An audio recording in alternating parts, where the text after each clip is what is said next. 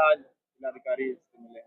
भैया जिलाधिकारी जी महोदय से मिले हैं, मुलाकात हुई, उनको मैंने अपनी मामला ये है कि 19 तारीख को मेरे 2 बच्चे सेंट जेवियर्स स्कूल में पढ़ते हैं, दोनों सेकंड और थर्ड में हैं। 19 तारीख का मामला था, मैडम को मैंने फीस जमा करी, फीस जमा करके रिसीट लेने के बाद मैंने मैडम को अवगत कराया कि फीस जमा हो गई है। मैडम ने कहा कि जब तक 1-1 रुपया फीस जमा नहीं हो जाएगी, तब तक हम बच्चों को एडमिट कार्ड नहीं देंगे, पेपर नहीं देने देंगे। मैंने यही चीज उनसे रिक्वेस्ट करी कि मैडम फीस 15,000 जमा कर दिए हैं, 3,000 रुपए का अगर मैटर है तो मैं 1 हफ्ते के अंदर जमा कर दूंगा। मैडम ने स्ट्रिक्ट एक्शन लेते हुए सीधा इतना ही कहा कि पेपर नहीं लेंगे मतलब पेपर नहीं लेंगे। जब इतना देखा मैंने तो मैंने मैडम से कहा कि मैडम 15,000 जमा कर दिए हैं, आप बेटे का पेपर ना लीजिए, बेटी का पेपर मेरे ले लीजिएगा। मैडम ने उसके लिए भी साफ मना कर दिया, पेपर नहीं लिया। 20 तारीख को मुझे ऐसा अंदेशा था कि मैडम पेपर नहीं लेंगी। मैं गया स्कूल में 11 बजे तक, पता चला बच्चों का पेपर उन्होंने नहीं लेने दिया है। और आपने क्या दिया? डीएम साहब को मैंने यही अवगत कराया था कि मेरे बच्चों का पेपर नहीं लिया गया है 20 तारीख में। यही मैंने बताया था कि उचित कार्यवाही आप इस पर करें। मैडम ने क्या आश्वासन दिया? मैडम ने यही आश्वासन दिया है कि देखते हैं जो भी होगा उचित कार्यवाही करेंगे, दिखवाते हैं प्रशासन से। दोनों बच्चे पेपर नहीं ले पाए? मेरे दोनों बच्चे पेपर नहीं देने पाए और चूंकि इतनी देर तक उनको स्कूल में लाइब्रेरी में अकेले रखा गया था कि दोनों बच्चे अब पेपर तो छोड़ दीजिए, स्कूल जाना ही नहीं चाह रहे हैं। वो ये कह रहे हैं कि इतनी इंसल्ट हो रही, सभी बच्चे मेरे ऊपर हंसेंगे। इतना मेंटल हैरेस कर दिया गया है बच्चों को। निष्ठा शुक्ला है और विराट शुक्ला है।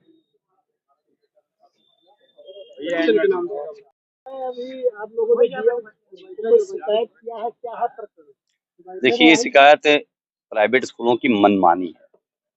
जिस तरीके से कहते हैं कि माफिया और गुंडा गैंगस्टर लोग अपना कार्य करते हैं, वैसे ही समय प्राइवेट स्कूल के प्रधानाध्यापक और वहाँ के प्रबंधक महोदय कर रहे हैं। उसी के विषय में लेके आज अवध की ही सेना ने कहते हैं कि अपने अभिभावक भाइयों के साथ में कहते हैं डीएम मैडम को पत्र दिया है। उसी के विषय में क्या मामला, किस स्कूल का मामला? ये मामला सेंट जेवियर्स का है और आए दिन कहते हैं कि हर स्कूल का मामला होता है। ऐसा कोई नहीं कि सिर्फ सेंट जेवियर्स ही है, जैसे फातिमा है, रक्कुल है और सेंट थॉमस है, जयपुरिया है, नारायणा है।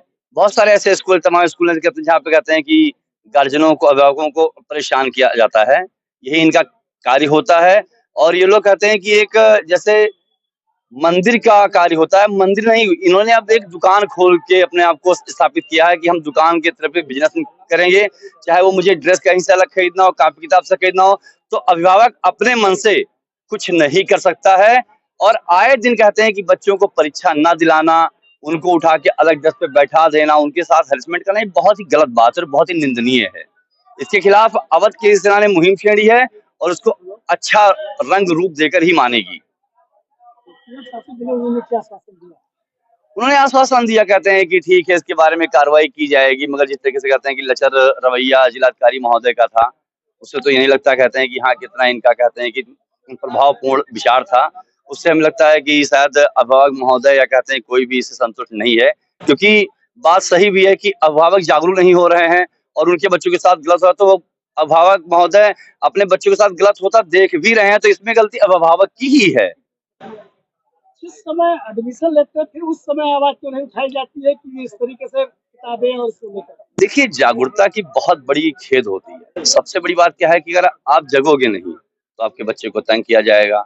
आपको एक चीज दे दी जाती है कि आपको इसी दुकान से ड्रेस लेना है, इसी दुकान से कॉपी किताब लेना है, और फीस के नाम पर आज तक हम लोगों ने कहते हैं पढ़ाई की, हम लोग स्कूल भी गए, लेकिन ये क्या है कि एक दिन आप लेट फीस हो गए तो आपको 25 रुपए देने हैं, 2 दिन आपने लेट फीस की तो आपको 50 रुपए देने हैं, और अगर आपने 1 हफ्ते फीस लेट कर दी तो आपको 100 रुपए पर डे के हिसाब से देने से। कहते हैं कि ये धंधा करना है तो एक काम करो यार, कोठा खोल लो, कोठा खोल लो।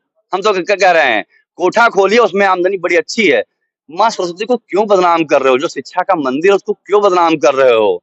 इससे अच्छा बताया ना मैंने आपसे कि आप लोग कोठा खोल लीजिए। इन प्रधानाध्यापकों से और प्रबंधक महोदयों से कह रहा हूँ कि कोठा खोलिए, उसमें फायदा ज्यादा है और किसी के बच्चों की जिंदगी बर्बाद करने का अधिकार आपको नहीं है।